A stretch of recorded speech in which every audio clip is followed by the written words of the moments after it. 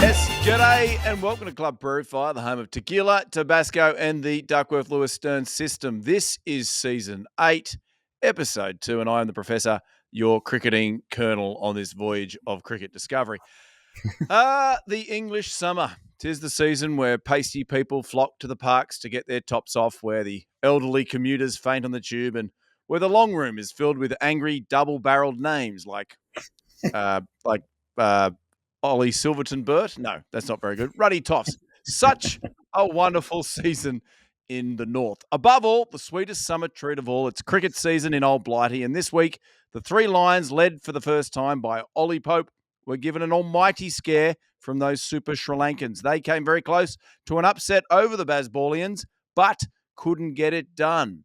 The big question, are they still Bazballions? We will get into that in the pod. You know who did get up, though, for the very first time? Bangladesh. They defeated Pakistan in an almighty test match. 14 times they've gone into battle, and they didn't just sneak it home. They flogged them. They beat them by a massive 10 wickets, so congrats to the Bangers. We'll get into that in the pod as well. Lots of cricket to talk about, so let's bring in our experts, Englishman Michael Vaughan and Australian Adam Gilchrist. How are you, gents? Yeah, very good. Thanks, Pro. Nice to be back on. It's been a great week. Another great week for the English juggernaut. Ben Stokes not playing. Now we've got another magnificent captain in Ollie Pope.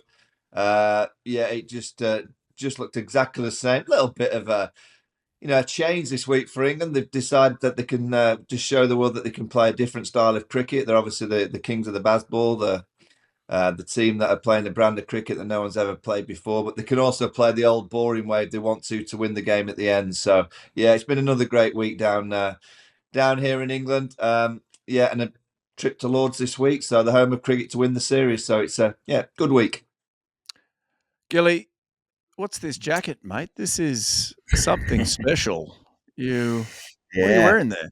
Yeah, it is. Hello, gents. Everyone out there listening or viewing. Yes. Well, start at the top. I've got my beloved Carlton Blues supporters cap on. For anyone out there around the world that's interested in the AFL, we're never in doubt. Our tilt at the finals this year. We scraped through by the skin of our teeth to get into the finals. So I've jumped on board wearing my Blues cap. But this jacket, lads. People love a bit of retro, I've worked out. My mum sent me a box of old stuff that was still stored at their house, and it turned up, I had no idea, so I opened it up, and it had some wonderful retro. This is my first ever Aussie tracksuit top, touring none other than India and Sri Lanka. So I thought, given England are taking on and being rattled by the Sri Lankans, I should get it. Have a look at the back of it. So I don't know if it's going to come up. Certainly anyone listening is not going to see it or hear it, but big badge on the back here. Oh, yeah. Yes, beautiful like badge. That. It says Australia, and then underneath it says India and Sri Lanka, Coca-Cola. What is it, Tour 1996, Gilly? 1996, and that, for those that can't see, it's a big, almost the full size of your back. I think it says Australia on the top. That's all embroidered. Old school embroidery, so it's about 8.5 kilograms. This jacket, and not to mention how big it is. I think Merv Hughes. I think I got his size, but tough to train in Sri Lankan and Indian conditions. These jackets, but anyway, a bit of retro gear. I threw it out there on my Instagram the other day, and one bloke came up and said, "Oh, I love it. Get more of it out there." So here it is on the prairie on the podcast, Vaughany. Was that the first time that Australia weren't sponsored by Forex? Oh, because Big Merv, I thought he had it written in his contract that he could only play for Australia when they were sponsored by Forex. Yeah, that's probably right. The best advertising ever was that 1989 Ashes over in England. Remember on the side of the red buses, the big double-decker buses, had AB, Dean Jones, maybe Jeff Marsh, all sort of very seriously faced. But then next on one side of AB was Merv Hughes, and AB sort of looking side-eyed at Merv with a puzzled look on his face. Merv's sitting there. This is a still photograph on the side of the bus with a big bristling moustache with like beer froth all over the tash. And the catch slogan was Australians couldn't give a 4X for anything else. But I reckon it was very clever marketing, that 89, and obviously caught everyone off guard by how well they did and started world domination and particularly having that hold over England until some dickhead turned up and took the Ashes off us. Yeah, I'm sorry about that. The 90s, I used to Yorkshire when I started for York, we were sponsored by Tequila Bitter. Yeah. Yeah, there used to be just a 24 pack in the dressing room every day. Just and then the creamy top came. Yeah, marvelous days. Good days. It's reminiscent. Well, I mean, we don't want to go too far into the, against the Department of Health and healthy lifestyle and everything about it. But back in the day when you made your Sheffield Shield debut, it was sponsored by Benson and Hedges. So you got your tracksuit, you got your hat, you got your training shoes and shorts, and you got six cartons of darts. Extra filter. Of gaspers. Vaughany and Buffer used to love it because all the boys would open their bag up and just shovel them over to those boys. Well, I tell you what, right? In county cricket in the 90s, there was a NatWest trophy, and obviously you didn't get much from NatWest. But the Benson and Hedges trophy, the further you went in the tournament, the more fags you got in the dressing room. Honestly, when you got to the quarter-final stage, getting to the semis, there was going to be a big barrel of fags arriving. It was nervous in the dressing room for the quarters. If you could get to the final, never mind the trophy. It was all about the fags. Goodness me. Now, are you noting those down, Ollie? That's 4X, that's Tetley's, and that's Benson and Hedges. So our erstwhile producer that I'll bring in now, he's also in charge of our, what would you call them, our sponsorship, our commercial, our marketing. You've got to reach out to them now, surely, Ollie. Yeah. Okay. Well, that's done. We've had, and I won't tell you who, we've had a couple in the last week actually reach out. One is a drink company and someone else. So there might be more on the horizon, just putting together. They've seen the new branding. They love it. But the people who are still on is NordVPN. They are, ticking along very nicely, as ever. And we've had a few more people say they're using it, which is great. It's nordvpn.com/CPF for your discount.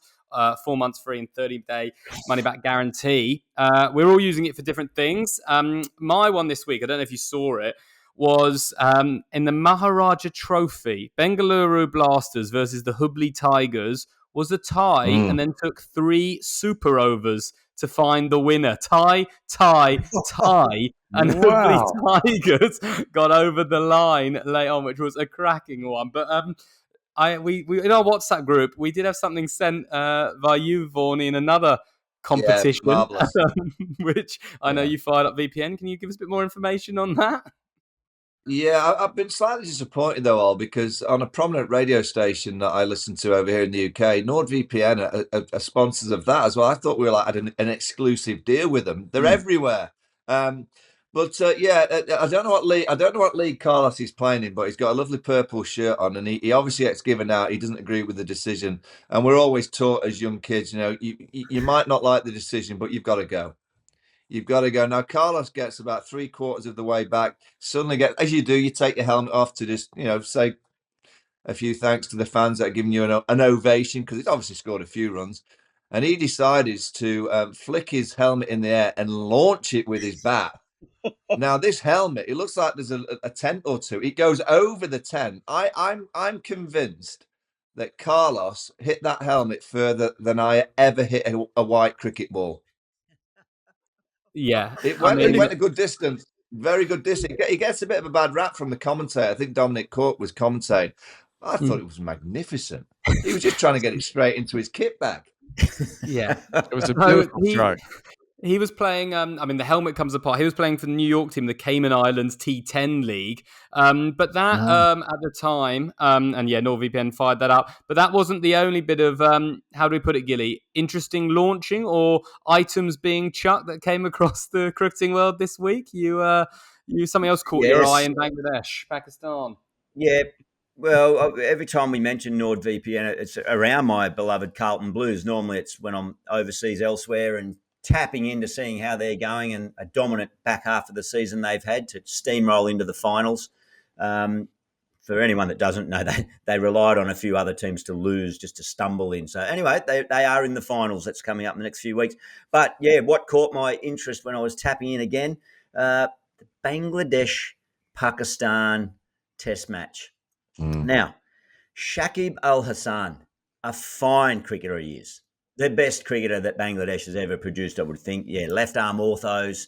He bats a good punchy, punishing left-hand batter. Has been an inspirational leader, captain, can field well, catches well, moves well in the field. Doesn't tend to take a bad decision all that well when things go against him.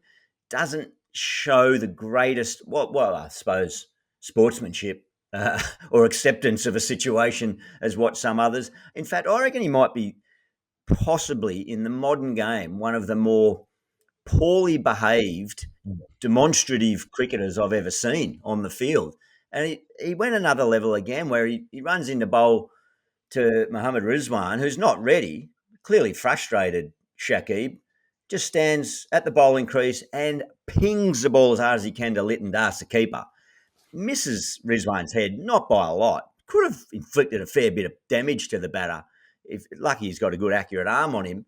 But fine 10%, a few demerit points, whatever that means in this day and age. But Jesus, he's got a bit of carry on. He does some pretty nasty things out on the field. He's kicked stumps over and thrown them, and he's spat the chewy big time before. But, yeah, it just looks like a bloke that's always on the edge and under pressure.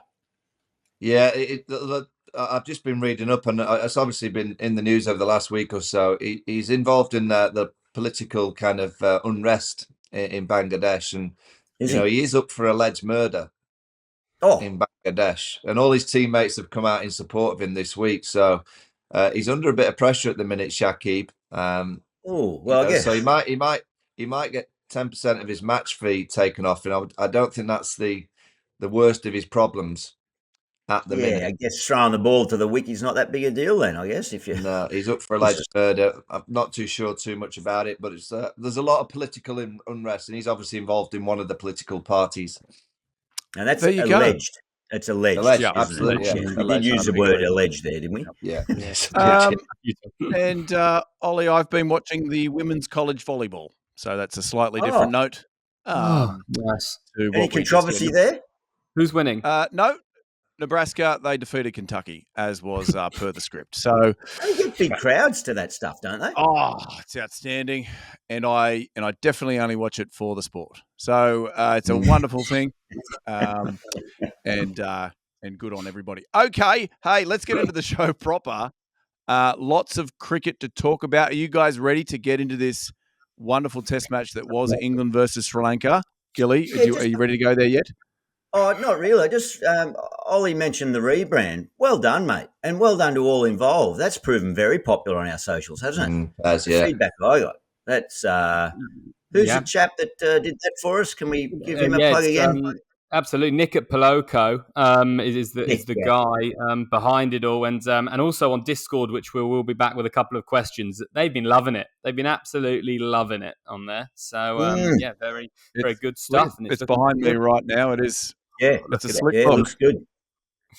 Love it. Just if you lean forward a bit side on, Prof, it looks like you're breathing fire. Looks like you've just had a prairie fire. Oh, careful. I wouldn't make that motion too much on social media, but Prof, that's got a green screen behind it. That was a really risky move. So our only fans or fans, we're open, are we, for business? Hey, guys, have you noticed on Instagram, on my stories, when I post our little clips, how I put something behind now? What? You've got a new skill, I've got to give this lady a mention, because from nowhere on my reels, she suddenly started popping up. She's called Embrace_socials, and she's like an Instagram tutor. So she gives you tips of how you post and how you can be clever with your posts and how you can get your pictures moving around and you can cut things out and you can get stickers. Yeah. Oh, honestly, Embrace_socials.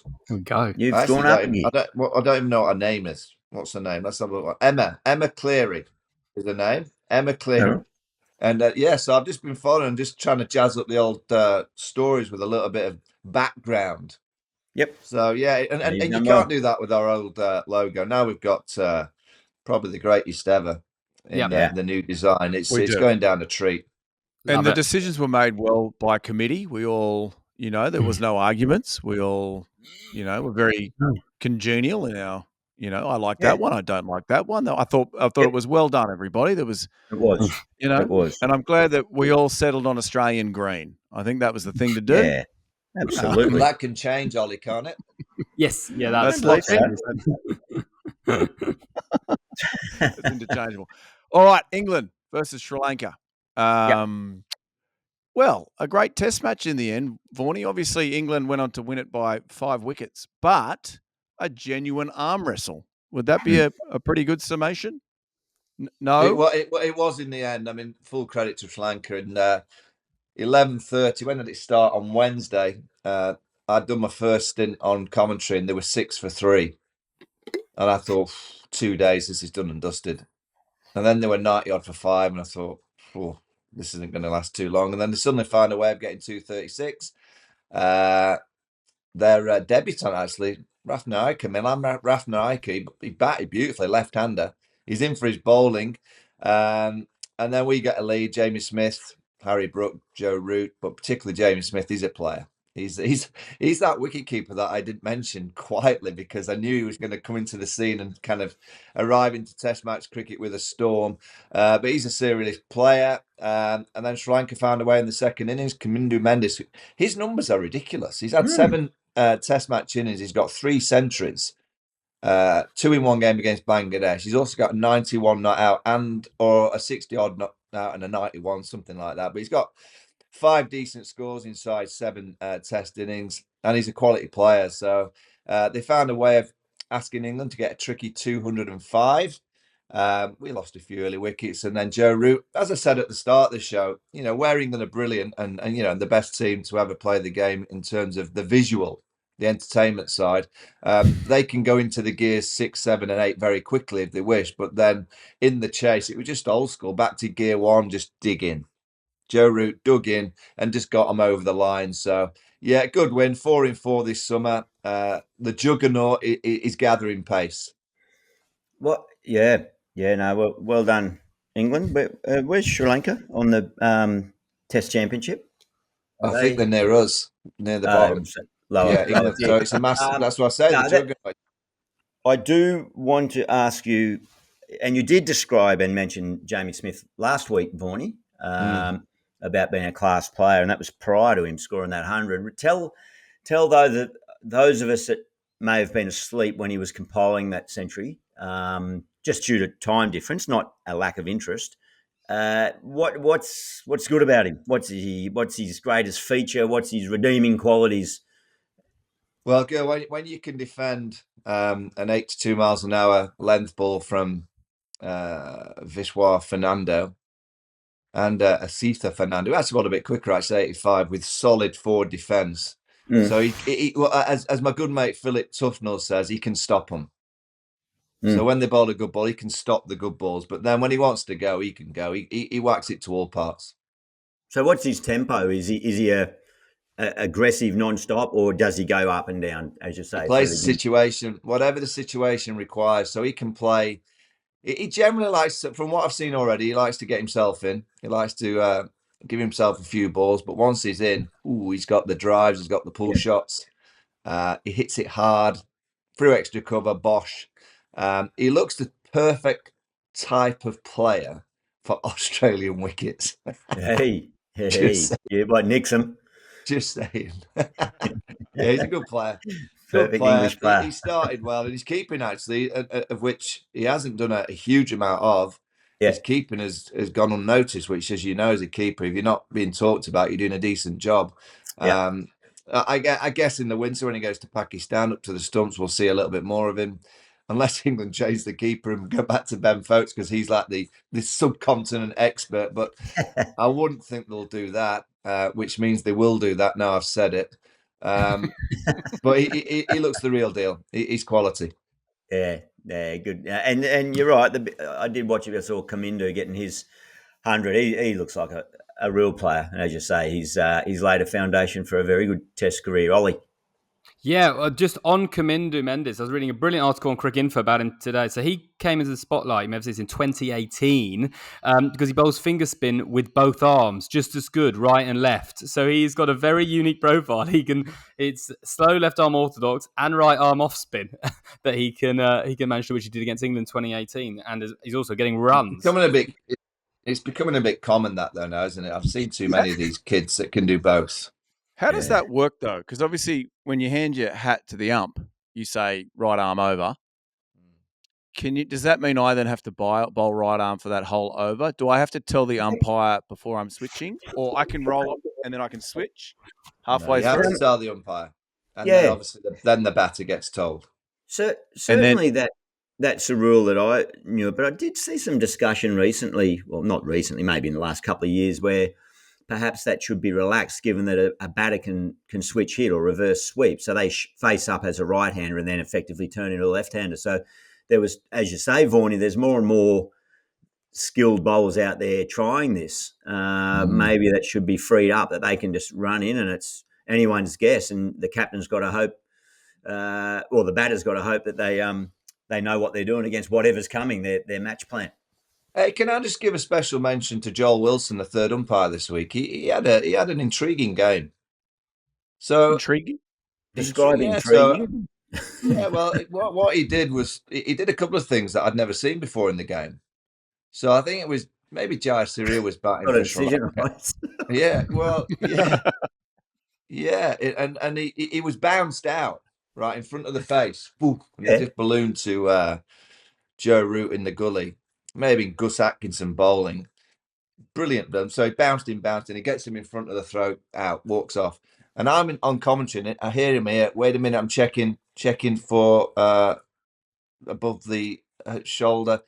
And he got it absolutely spot on, but it was bizarre because it was a brilliant ball. It was just around here.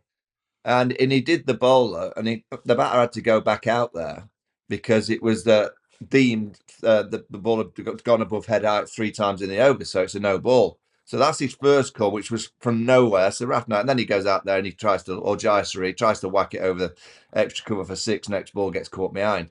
So that was that. Then there was a review for LBW. And again, I can't remember which Sri Lankan batter was playing and reviewed it. They go upstairs, and then from nowhere, they said no, not out. Jamie Smith's gloves on the balls in the bowler's hands, and Jamie Smith's gloves just touched the line, in line with the stumps. Yeah. Just touched the line. Then they came back and they were absolutely fine. But it was before the ball was released. So we're all got it completely wrong. Thinking, well, that's ridiculous. Not released the ball yet, but the ball's live when the bowler's running up, obviously because of the Mankad situation these days. So if you touch and did you know this, Gilly, as a keeper?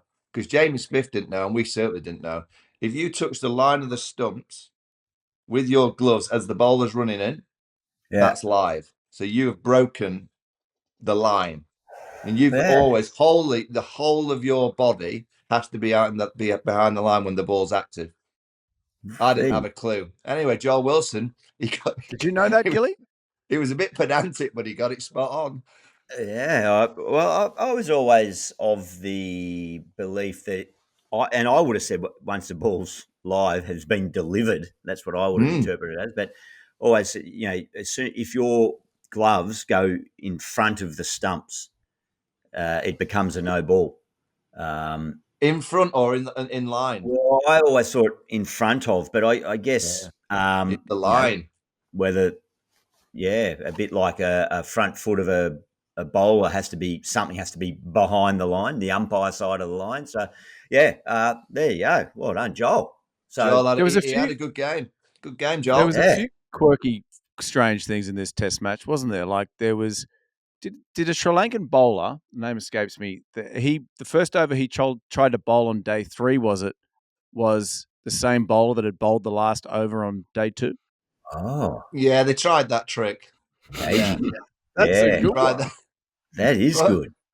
But I don't think they were doing it. I just think they honestly forgot. I mean, again, a great mention for England once again, that tactical genius move that they changed the ball. When the ball gets to around 4. Spirit of cricket.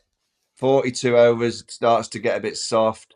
Angelo Matthew is playing great, full of control. The ball's not doing it. Well, it's not even moving a millimetre.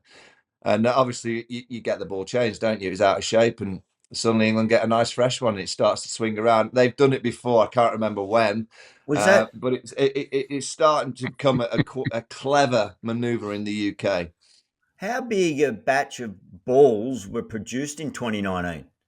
Because well, they're still going to the well and they're still getting replenished.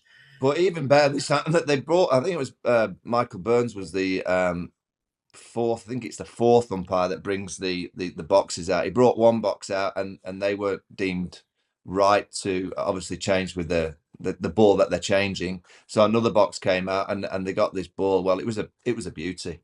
It was hooping everywhere. I mean, can you believe it? Why does it only happen in England? Why are we not? There's test matches all around the world. Why do we only hear that there's it's like there's not enough balls in England or something? There's not enough that are of the right age. Why is it only happening there, Vaughany? What's going on? I don't know. I mean, is it never a ball change out anywhere else in the world?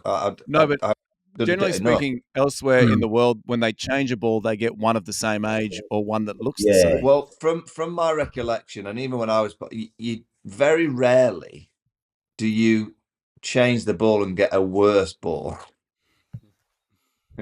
Very rarely do you get a ball that's a lot worse than the ball that you're swapping for. So it's not often you see a 42 over old ball still with gold print writing embossed on the side of it. Well, I think actually, that cellophane crepe paper it's wrapped in the box.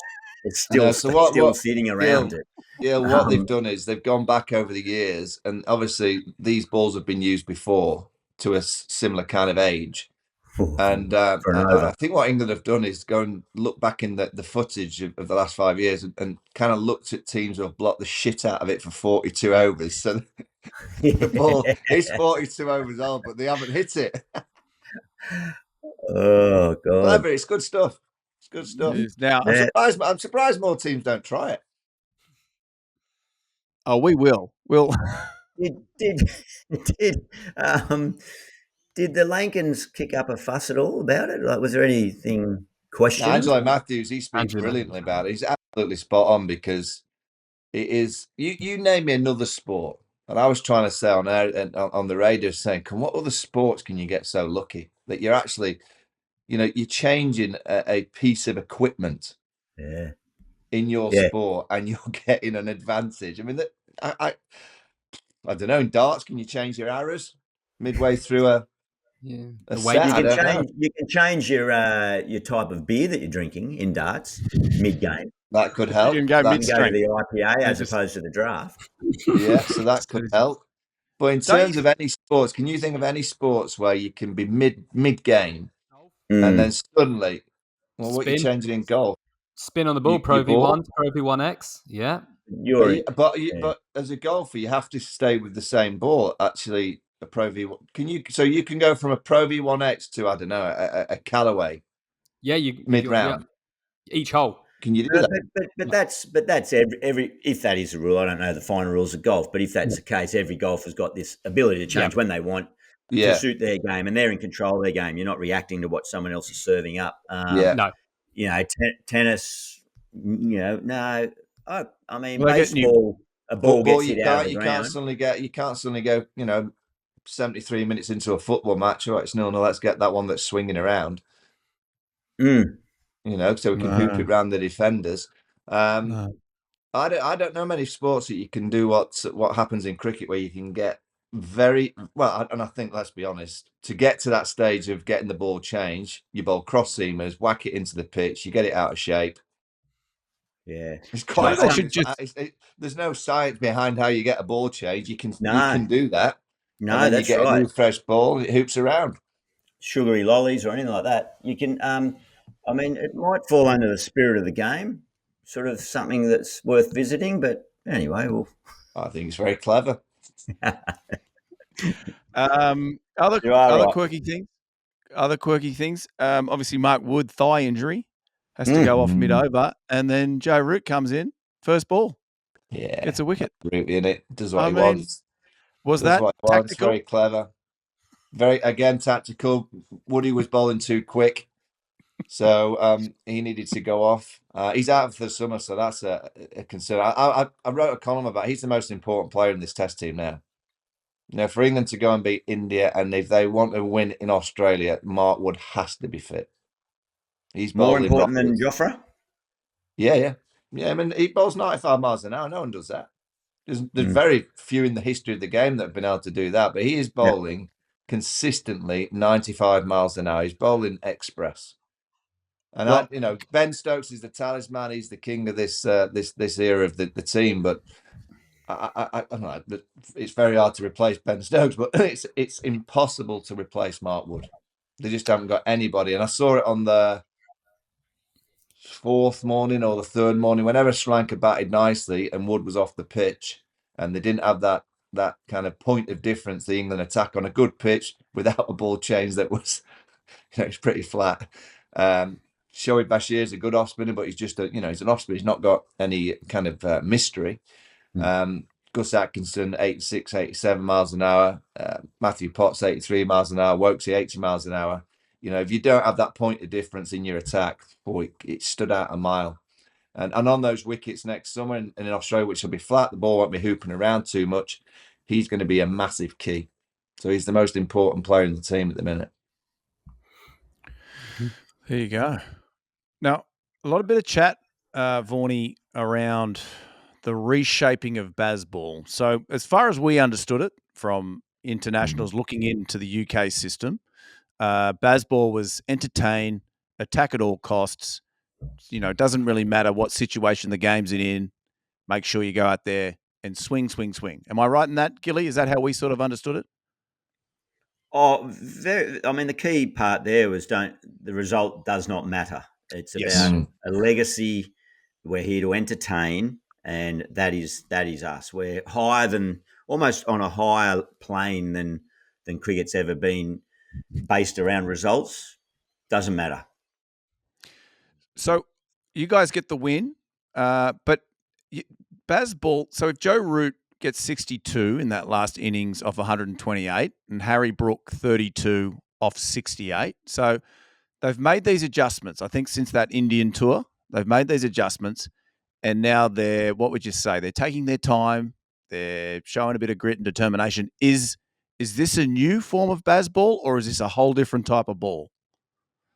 Well, no, they've still got Bazball in the locker room when they need it. But on a Saturday afternoon when there's a lot of Premier League, there's no point in bringing it out because, as you said, they're not going to get the headlines because all the headlines are about football. There's lots going on here in the UK.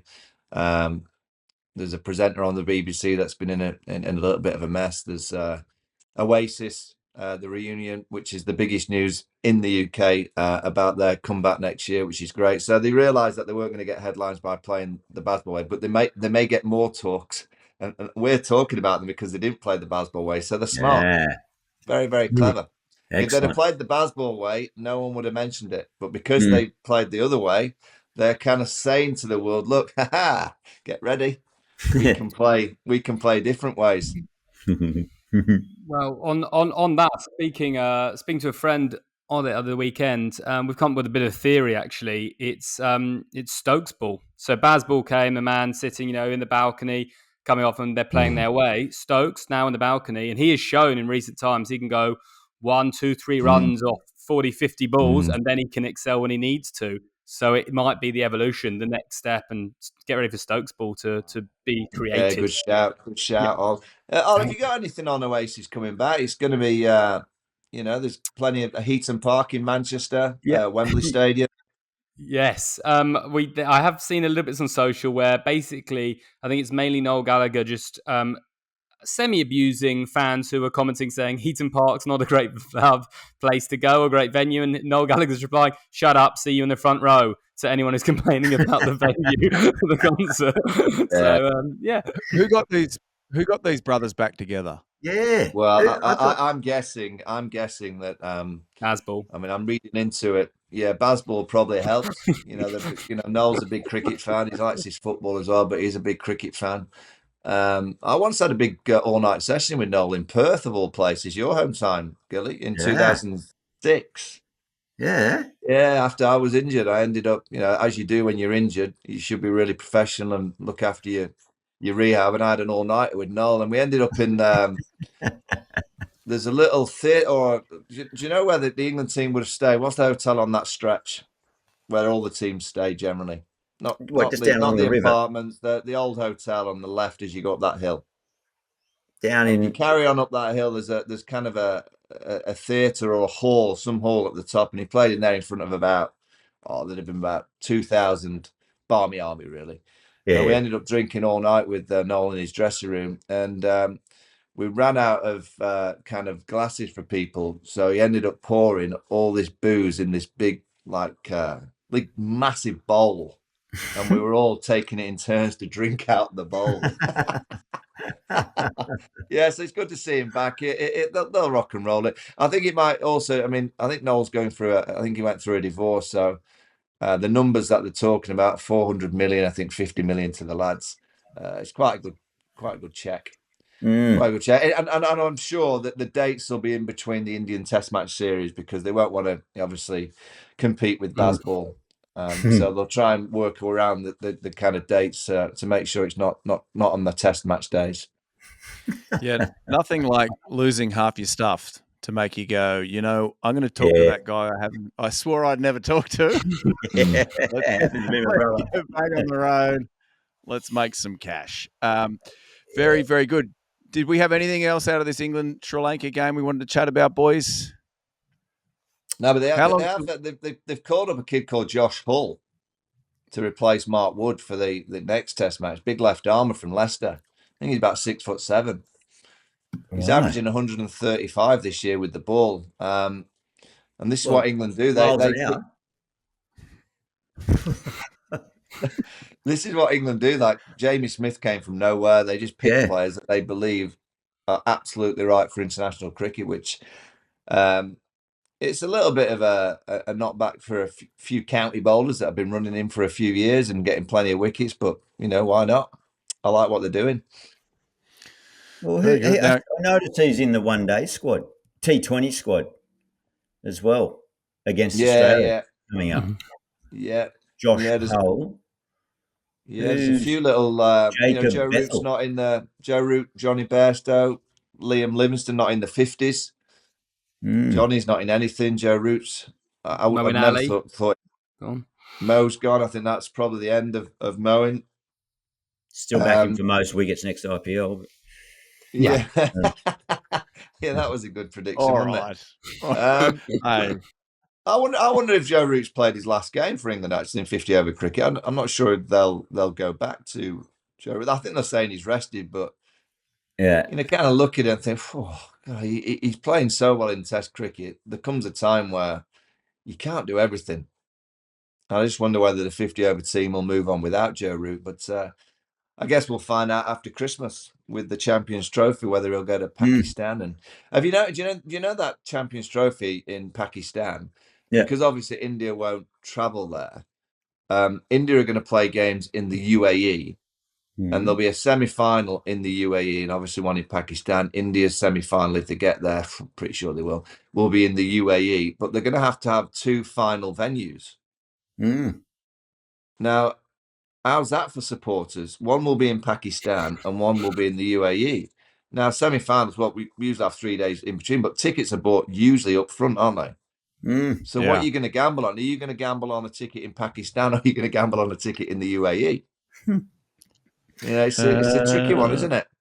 I reckon and this is all due respect to our friends in Pakistan, I've toured there, it's a fine place, but I reckon if you ended up in the UAE without cricket, and the final was in Pakistan and you were stuck in the UAE, you could find a way to have a reasonable time.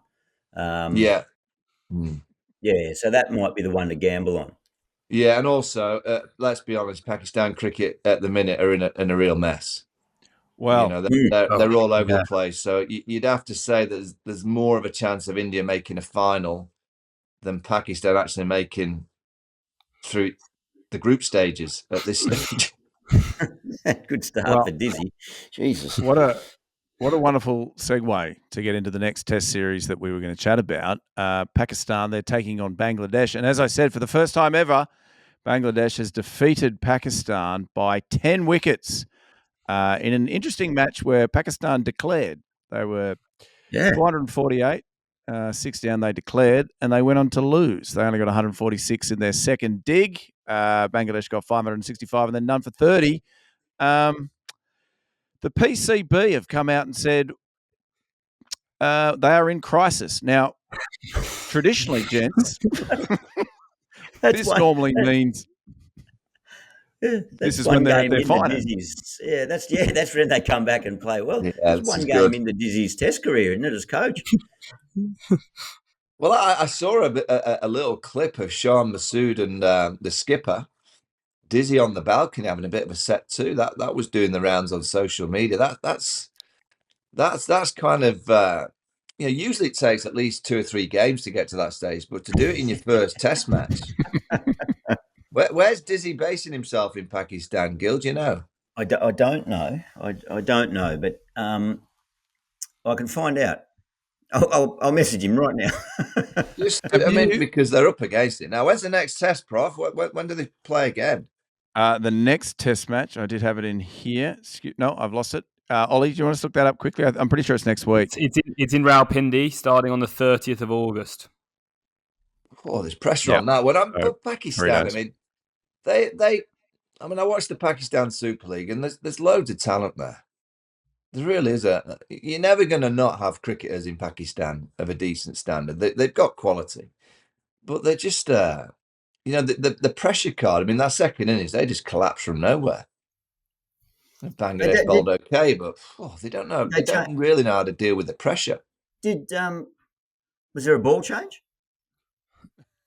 I didn't see it. Well, I think that ball change came after Shakib launched that ball at the batter. I think it was thrown that hard that it went out of shape. Well, it was a weird test match, was it? Because in the first innings, Pakistan were like 20 for 3 or 4 before Rizwan 171 saw that. Then I don't know if you saw afterwards, but they came out and said the pitch didn't perform as we thought, and we also don't have enough good spinners or different spinners in the country to create a spinning wicket. Was the quote that's come out, which is interesting. Is that the quote where I read that they were questioned, did you misjudge the pitch? I said, no, we didn't misread the pitch. It just didn't perform as we thought it would. Yeah.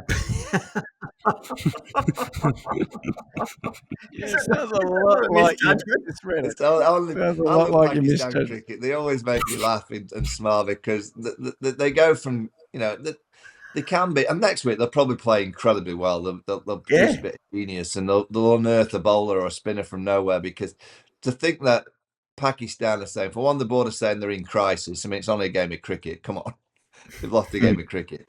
And for two, for someone to say, they haven't got any spinners in the country, I will guarantee they will have plenty of spinners in Pakistan. Guarantee it. They'll have some spinners. No question, they'll have a few that can twirl it down and spin it either way. But they are. I mean, Dizzy, he's got a job on. Yeah, he's got a real job. Gary Kirsten was obviously in charge of the one days and the T20s in the World Cup. He had a lot to say at the end. There's clearly a lot of politics and nonsense that's going on, and they have to somehow try and clear that out and get it in some kind of clear pathway to something other than chaos. But I do enjoy them when they're a bit chaotic. They generally produce a bit of magic. Gilly, you know Dizzy very well. Is he the perfect diplomat to sort of remove this crisis from Pakistan and bring them to the top? He handles challenging and difficult situations very well. I think I may have even mentioned this, and stop me if I have, where years ago in India, just to get himself out of a sticky situation where we got beaten in 2 days in a test match on what was an atrocious cricket pitch, like simply not fit for standard. Dizzy was asked about it, and clearly wary of any match fine or games ban. He simply said, the pitch. He said, look, I can't comment on that, but a mate of mine messaged me and said it's the worst fucking pitch he's ever seen. So That's the diplomacy of Dizzy. That's his ability to deflect and make sure he shields those around him and doesn't get himself into any trouble. So I'd expect a lot of the same from the big fella. I have just messaged him. I haven't got a response yet about where he's hanging out. Why do you want to know where he's hanging out, Vaughany? Are you fearing safety or something already? Or well, I started. I wouldn't want to lose two on the trot. Well, do you think the set 2 on the balcony was because Dizzy was saying, I got a double ton against these guys, it's not that hard? He's thrown that out early, hasn't he? Yes. I'm getting, just while we're talking, and I won't divulge anything that's personal, obviously personal WhatsApp, but he is typing at the moment a response to me. So I'll scan it and see what's appropriate, and I might mention that double ton and see how I'll ask him if he mentioned that to his team. He would have made them sit and watch every ball, surely. He would have said, right, guys, forget training today. Here's a lesson. Yeah, surely. And if they win the second test, could he be a guest? Could he be a guest if they win the second test? He comments on all our socials. He's of Diz. Is that what you're asking? Could Dizzy be right? Next here. In answer to your question, I said, "Where are you basing yourself whilst in Pakistan?" You came back and said, "We stay in hotels whilst here." They're moving around. He moves around with the team, doesn't he? So they'll be in Rawalpindi. They'll be in Rawalpindi for the second test. Maybe that's what they did. He did, Prof. Just got them all in a room. His innings must have lasted a few hours, so he probably got them all in a team room and said, "Lads, this is what it's about." Press play and just left them in there. Yeah, and then he would have had them out on the field practicing is it riding the bull celebration, Gilly? Is that what he called it? Yeah, Happy Gilmore style, I think it is. Yeah. He put the bat between and he was. Yeah. Forget the fielding, boys. Don't worry about the bowling. So bat good. Between the legs. I'll just get this message shot away, and I'll talk amongst yourselves, and I'll get his answer about coming on next week. Well, Gilly, do you think now's the time to ask him? Yeah. When he's just. Yeah, I think you catch him when he's hot. Yeah, he's in the news. I'll tickle his nariz. I'll say when you've won the second test, will you be happy to come on? That'll give you a little boost of confidence. Day 5 is Tuesday, which is when we record. That's he'll love that, Tuesday or Wednesday.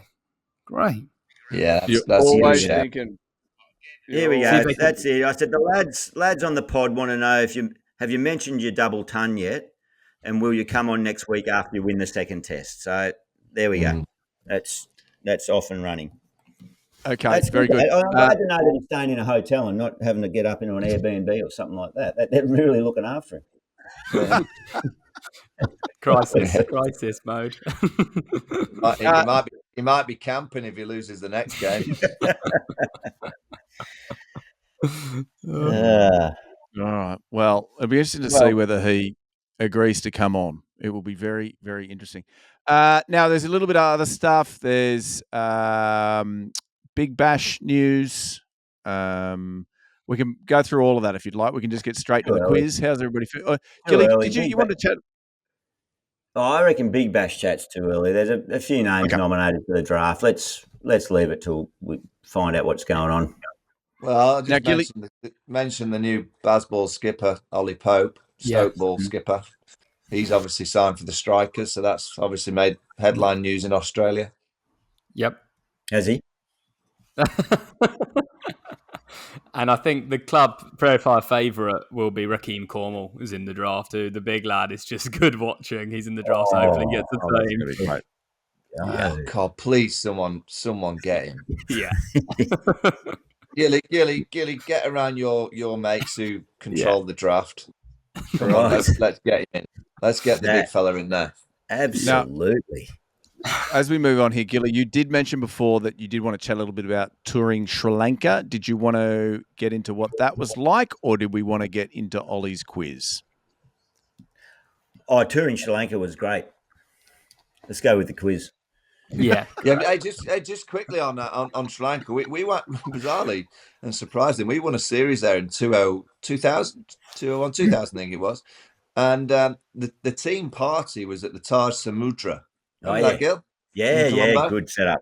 And you basically control everything in Colombo when you're playing there. You're gods. And we won the series, and we managed with our social committee. Dean Conway was our physio, the big Welsh fella, and he managed to. So outside the hotel, you turn left, there's a roundabout, and if you turn right a bit further along, probably I'm guessing for 3/4 of a mile, there's another roundabout. He managed to shut the road down. In teams of 2, you had to down 4 pints as you come out the hotel. All the pints were lined up. You had to neck 4 pints. There was tuk-tuk drivers waiting for you. You had to jump in a tuk-tuk, and you had to go out the hotel, turn out, and do 5 laps up and down the road and back in, down some more pints. And obviously the winners were. Good race. Very good. Them's the days. No, Sri Lanka is beautiful. Lovely Galle place. Face Hotel over the road from the Taj Samudra, and then you head down to Galle, the fort down there. That's spectacular, and it's quite Candy, see some elephants. I was going to say up in Kandy, it's quite picturesque, as they say. Dambulla, where they steal the monkeys, come in your room and steal all your belongings. Yeah, so it's an exciting trip. Well, in light of the travel tales about Sri Lanka, Ollie, I believe that your trivia today is based on Bangladesh. Perfect. Bangladesh. Yeah. Well, I do like that you're holding on to stories, because as I've sort of mentioned, in a few weeks we've got a new partner, and it's all about touring stories. They're a bit of a travel group, and they'll be the sponsor throughout the whole summer as well. So hold on to some of those great stories. But given Bangladesh, their incredible win over Pakistan, we've got a little bit of a quiz, both Gilly and Vaughany versus Bangladesh. So let's get into it with question number 1. You both played 4 tests against Bangladesh. Who had the higher average? Was it Vaughany or was it Gilly? Some real thinking. I did okay against them. 4 tests. I think I did all right. I'm going to say, Gilly, you'd have been bored against Bangladesh, and you probably didn't get in. Batting at 7. I'm going to go me. I'm going to say, I'll say my hardest fought test century was against Bangladesh. I think it might even be the slowest of my test centuries.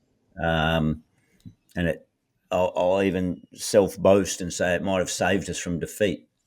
So that's one good day out against them. I just can't remember really my others. I don't think I did much else. So I'll go with Vaughany.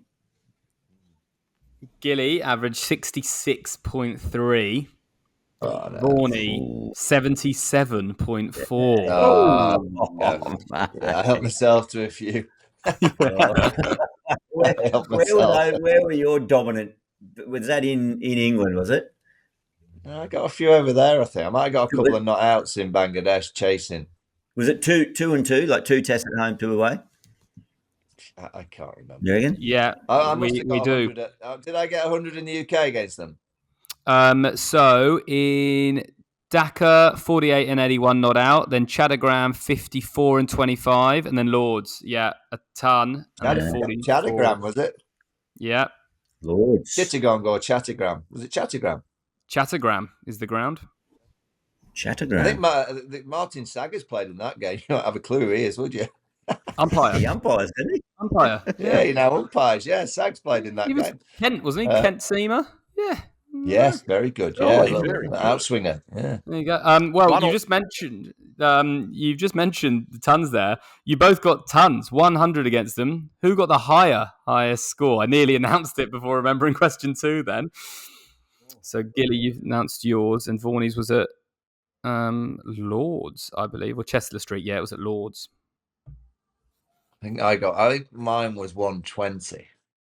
I'm going to go Gilly. You might give the answer away if you say that then. I can't even remember what it was. I'll say me by a couple of runs. Vaughany, exactly 120. Gilly, 144.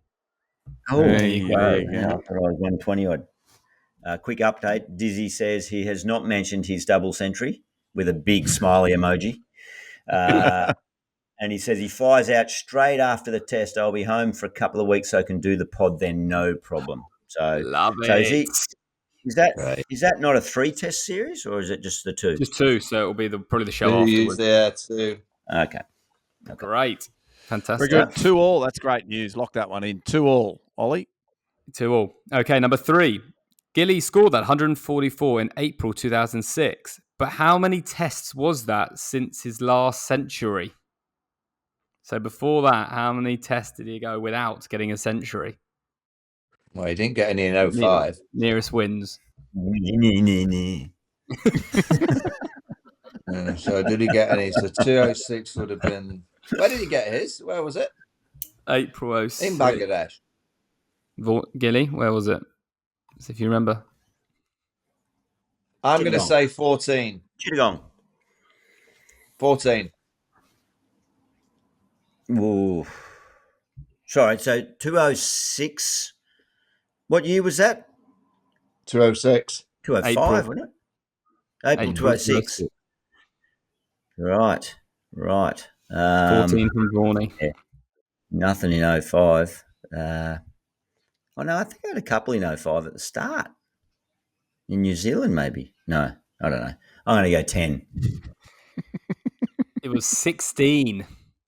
Oh. 16 tests. Yeah. Vaughany. So when was my last one prior to that? I will come back to that. New Zealand? Different tab, different website. Here we go. Test batting performance by innings. This was a lot of scrolling. It's actually on your only because it's on your Crick info. It says it was your longest drought. One before with 162 New Zealand. Yeah. I was flying. and then Vaughan and Flintoff turned up. You got 3 tons in a row before going 16 with none. Oh. Yeah, and I reckon I might have been 60 not in the 4th innings and get thinking ready to peel off 4 in a row. But anyway, and I just crashing back down into a heap. Got a bit confident, didn't you, Gil? I did. There you go. Love it.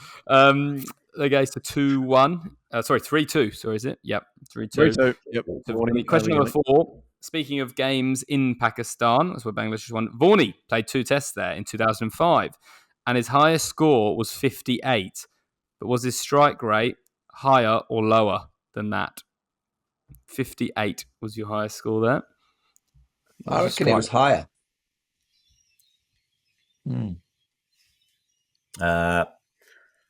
That's the one when you guys won in the dark, wasn't it? No, that was the one before. Oh, was it? We didn't win this series. We got showered. What year was this one? 2005. We got lost by an innings in the second test. Right. We got act hard. Yeah. Act hard. No, I think it'll go 54. That's a bit aggressive for him. Lower.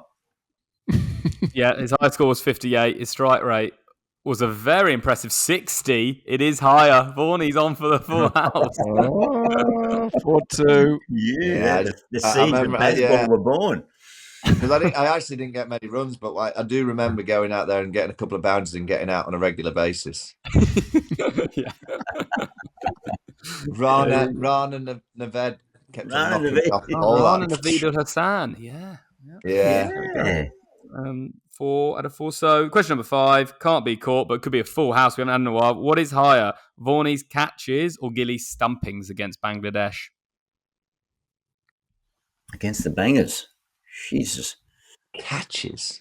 Don't think I caught any. Oh, God, it's got to be Gilly's stumpings, surely. Yeah, I'll go with that too. Gilly, 1 stumping. Vaughany, 2 catches. Doesn't say how many drops. No, that should be more the case. Yeah. There you go. Very, very good. Congratulations to Michael Vaughan in England. Another victory. Doing very, very well. Now, I do not mean to hurry the end of this podcast. However, I have noticed my battery to my computer is down to 5%. So, got to plug it in. Gentlemen, thank you. A lovely podcast as always. Gilly, would you like to do the honours? You got a little toast for us? Yeah, well, I got a little mini bottle of Casamigos there. It's tiny.